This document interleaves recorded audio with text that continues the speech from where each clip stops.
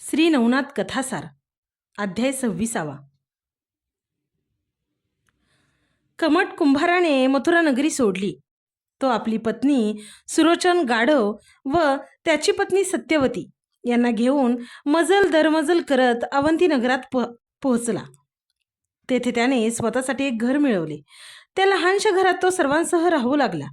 सुरोचन गाढवाची पत्नी ही मथुरेच्या राजाची कन्या होती.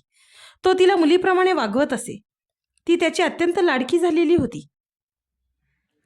काही वर्ष गेल्यानंतर सत्यवती कुंभाराला म्हणाली, माझ्या बाबांनी ज्यांना आपले जावई मानले ते गर्दभराज माझ्याशी का बोलत नाहीत? आपण माझ्या पतीशी माझी गाठ तरी घालून द्यावी. तेव्हा कमट तिला म्हणाला, ठीक आहे, काय करता येईल ते पाहतो मी. यानंतर त्याने गाढवाला सांगितले, गंधर्वराज, तुमची खूप दिवसांची इच्छा पूर्ण होणार असे वाटते. सत्यवती आजच तुमच्याबाबत विचारत होती.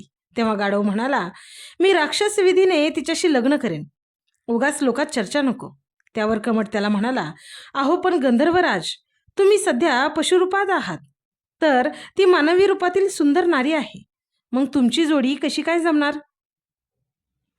तेव्हा गाढव म्हणाला, तुम्ही काळजी करू नका. सत्यवती ऋतुस्नात झाली की मला येऊन सांगा. मी माझ्या गंधर्व रूपाने तिची मनोकामना पूर्ण करेन. ते ऐकून कमटाला आपले आश्चर्य लपविता आले नाही. तो पुढे म्हणाला, म्हणजे तुम्हाला परत गंधर्व रूप घेता येईल? तेव्हा गाढव त्याला म्हणाला, होय, मला गंधर्व रूप घेता येईल, पण त्यासाठी सत्यवती ऋतुस्नात होईपर्यंत थांबलेच पाहिजे. तसा मला शाप आहे. ते ऐकून कमट त्याला म्हणाला, ठीक आहे, तसं झाल्यावर मी लगेच येऊन तुम्हाला कळवतो. त्यानंतर काही दिवसातच सत्यवतीला ऋतुप्राप्ती झाल्याचे कमटाला त्याच्या पत्नीने सांगितले. कमटाला खूप आनंद झाला.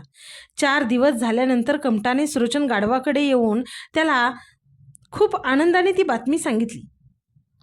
त्या रात्री कमटाच्या समोरच गाढवाने दिव्य गंधर्व रूप धारण केले. कमट त्याचे तेज पाहून भारावून गेला. सत्यवती खूप भाग्यवान आहे असा विचार त्याच्या मनात चमकून गेला. लगेच तो त्या तेजस्वी गंधर्वाच्या पाया पडला आणि त्याने त्याची क्षमा मागितली. तुमच्या पाठीवर खूप वजन ठेवून मी तुम्हाला त्रास दिला, मला क्षमा करा, असे त्याने म्हणताच सुरोचन गंधर्वाने त्याला क्षमा केली. कमटाने त्या गंधर्वाला आपल्या घरात नेले. एकांतात त्याने सत्यवतीचा सुरोचन गंधर्वाशी राक्षस विधीने विवाह लावून दिला. सत्यवती आपल्या नवऱ्याचे तेजस्वी आणि अप्रतिम रूप पाहून अतिशय उल्हासित झाली, उत्साहित झाली. दोघांचे मिलन झाले. त्यातून सत्यवतीला पराक्रमी पुत्र होईल हे सुरोचनाला माहीत असल्यामुळे तो तिला म्हणाला, सत्यवती, ज्यावेळी तुला पुत्रप्राप्ती होईल त्याला मी तेव्हा पाहीन. त्यावेळी पृथ्वीवरील माझे कर्म संपेल. मी परत माझ्या मूळ स्थानी स्वर्गलोकात जाईन. तुझा पुत्र राजा होईल. त्याचे नाव विक्रमादित्य असेल. तो खूप पराक्रमी असेल. तो शकनिर्माता म्हणून प्रख्यात होईल. आता मी परत गाढवाचे रूप घेतो. अजिबात कोणतीही काळजी करू नकोस. सत्यवतीची समजूत घालून सुरोचन कमटाबरोबर अंगणात गेला. तेथे त्याने परत गाढवाचे रूप घेतले. त्यांच्या मिलनामुळे सत्यवती गरोदर राहिली. काही दिवस गेल्यानंतर लोक तिच्याकडे पाहून कमटाला विचारू लागले, कोण रे ही? तुझी मुलगी वाटते. तेव्हा कमटही सर्वांना सांगू लागला, हो, ही माझी मुलगी आहे. बाळंतपणासाठी माहेरी आली आहे. बाळंतपण झाल्यावर परत सासरी जाईल. तिचे दिवस पूर्ण झाल्यानंतर तिने एका सुंदर पुत्राला जन्म दिला. 12व्या दिवशी त्याचे बारसे करण्यात आले. कमट कुंभाराने मुलाचे नाव विक्रम असे ठेवले. त्याचा पाळणा त्याने फुलांनी सजविला. रात्री गाढवाने पुन्हा सुरोचन गंधर्वाचे रूप घेतले. त्याने आपल्या पुत्राला मांडीवर घेतले. त्याचे प्रेमाने मुके घेतले. पुत्रमुख पाहताच सुरोचन गंधर्वाचा शाप संपला. म्हणून इंद्राने आपल्या मातली नावाच्या सारथ्यास दिव्य विमान घेऊन त्याला आणण्यासाठी पाठवले. मातली विमान घेऊन जमिनीवर उतरला व कमटाच्या घरात शिरला. त्यावेळी मांडीवर पुत्र असणाऱ्या सुरोचनाला तो म्हणाला, गंधर्वराज, आता मोह पुरे झाला. तुम्हाला नेण्यासाठी मी विमान घेऊन आलो आहे. आपण चलावे. हे ऐकताच सुरोचनाने पुत्र सत्यवतीकडे देत म्हटले, सत्यवती, आपल्या मुलाला व्यवस्थित सांभाळ. येतो मी. ते ऐकून ती रडू लागली. रडत रडत सत्यवती म्हणाली, खरंच तुम्ही बाळाला आणि मला येथे ठेवून जाणार आहात? तुमच्याशिवाय मी कशी राहू? माझ्या बाबांनी तुमच्याशी जेव्हा माझा विवाह करून दिला, तेव्हाच त्यांचा माझा ऋणानुबंध संपला आहे. आता तुम्हीही जाणार? मग मी काय करावे? अहो, नका ना जाऊ तुम्ही. सत्यवतीचा शोक ऐकून सुलोचनाने तिला आपल्या बाहुपाशात घेतली. तिचे डोळे पुसले. तिचे चुंबन घेत तो म्हणाला, "सत्यवती, अजिबात रडू नकोस. मी कुठेही असलो तरी फक्त तुझाच आहे. जेव्हा जेव्हा तू माझी आठवण काढशील, तेव्हा तेव्हा मी प्रकट होईन. तुला भेटेन. तू अजिबात काळजी करू नकोस. मी तुझ्यापासून दूर जातोय असे तू बिलकुल समजू नकोस. अगं वेडे, आज माझी शापातून सुटका झाली ही आनंदाची गोष्ट नाही का? चल, रडू नकोस. मी तुझ्याजवळ आहे असे समज." सत्यवतीचे सांत्वन करून सुलोचन कमठाकडे वळून म्हणाला, "तू मला ओझे व्हायला लावल्याचे वाईट वाटून घेऊ नकोस. या मुलाचा व्यवस्थित सांभाळ कर. मी आता माझ्या मूळ स्थानी जातो." एवढे बोलून गंधर्व मातलीच्या मागोमाग विमानात बसला देखील. विमान आकाशात वर गेले. उंच उंच जाऊन ते दिसेनासे झाले. कमट कुंभाराच्या घरी विक्रम हळूहळू वाढू लागला. 16 वर्षापर्यंत त्याला अनेक विद्या प्राप्त झाल्या. तो गावातील सर्वांच्या परिचयाचा झाला.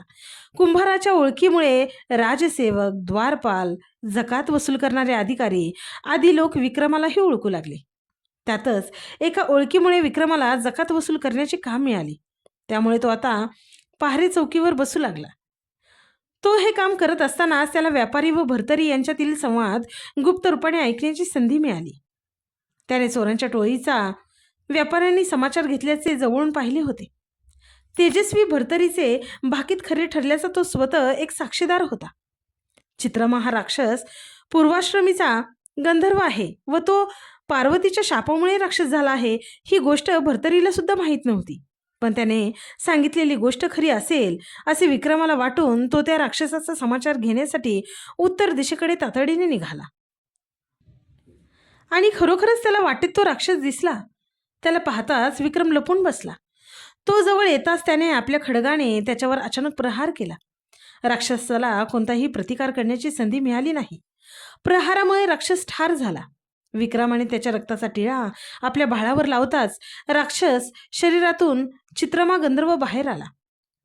चित्रमा गंधर्वाने आपल्या शापाची कथा विक्रमाला सांगितली. त्यानंतर विमानातून तो आपल्या स्वस्थानी गेला. विक्रमाने त्या मृत राक्षसाचे शव तपासले तेव्हा त्या प्रेताच्या हातात चिंतामणी, कामद, वैडूर्य आणि हिरा ही 4 रत्ने त्याला मिळाली.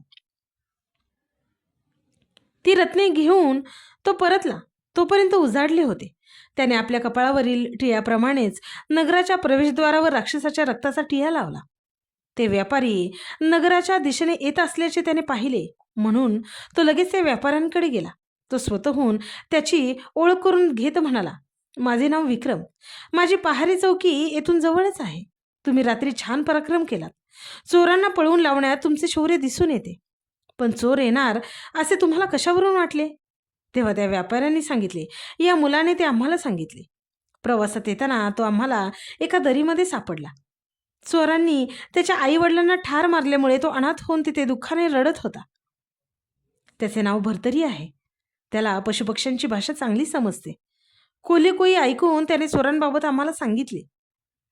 तेव्हा विक्रमाने खूपच आश्चर्याचा भाव चेहऱ्यावर आणत त्या भर्तरीकडे पाहिले. तेव्हा भर्तरीनेही त्याच्याकडे प्रतिसादात्मकतेने पाहिले. दोघांना एकमेकांविषयी ओढ वाटली.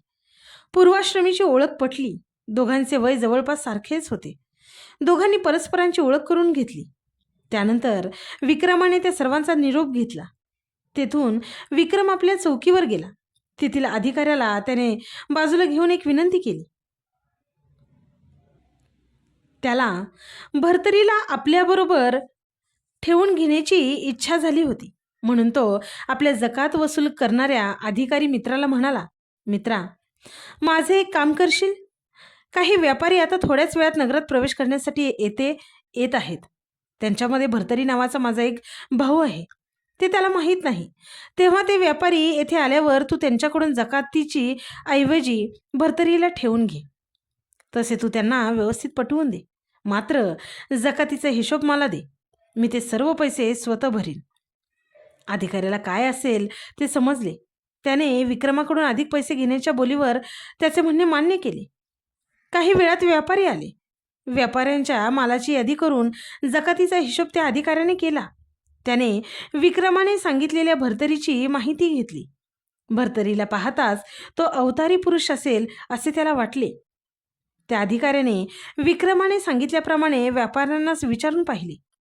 व्यापाऱ्यांची मोठी जकात माफ होत असल्यामुळे त्यांनी आनंदाने भरतरीला त्या अधिकाऱ्याजवळ ठेवण्याची परवानगी दिली. चौकीदारीचे काम मिळत असल्यामुळे भरतरीही तेथे राहण्यास तयार झाला. भरतरीला तेथे ठेवून व्यापारी व्यापारासाठी निघून गेले. त्यानंतर तो अधिकारी विक्रमाला म्हणाला, जकातीची एवढी रक्कम भरून भरतरीला घेऊन जा. तेव्हा विक्रमाने सांगितले, मी पैसे नंतर देईन, त्याऐवजी हे रत्न सध्या गहाण ठेवा आणि भरतरीला माझ्या ताब्यात द्या. विक्रमाने राक्षसाच्या हातात सापडलेल्या 4 मौल्यवान रत्नांपैकी एक रत्न अधिकाऱ्याला दिले. ते रत्न पाहून अधिकारी दिपून गेला. लगेच त्याने भरतरीला विक्रमाकडे सोपविले. विक्रमाने भरतरीला आपल्याबरोबर घेतले. तो घरी आल्यानंतर आईला म्हणाला, मी या मुलाला भाऊ म्हणले आहे. याचे नाव भरतरी आहे. हा खूप गुणवान आहे, पण तो अनाथ आहे. मी याला सकाळी पाहिला, तो मला भावला. या मुलाची बाकीची हकीकत मी तुला जेवणानंतर सांगेन. अगोदर तू आम्हा दोघांना पोटभर जेवायला वाढ. आजपासून हा भरतरी आपल्याकडेच राहणार आहे. याला तुझी काही हरकत नाही ना? सत्यवतीने काहीही हरकत न घेता आनंदाने होकार दिला. तेव्हापासून कमट कुंभार, त्याची पत्नी, विक्रम आणि त्याची आई सत्यवती या चौघांच्या कुटुंबात 5व्या भरतरीची भर पडली. फलश्रुती. या अध्यायाच्या पठनाने वा श्रवणाने घराण्यात कोणाची हत्या गोहत्याही झाली असेल तर तो दोष नाहीसा होईल. मुले शत्रूसारखी कधीच वागणार नाहीत.